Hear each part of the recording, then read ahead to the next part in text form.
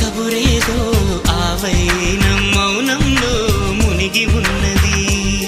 చిగురాకు చాటు చిలక ఈ అలజడి ప్రేమేగా, అనుకోని దారి గనక ఈ తికమక తప్పదుగా.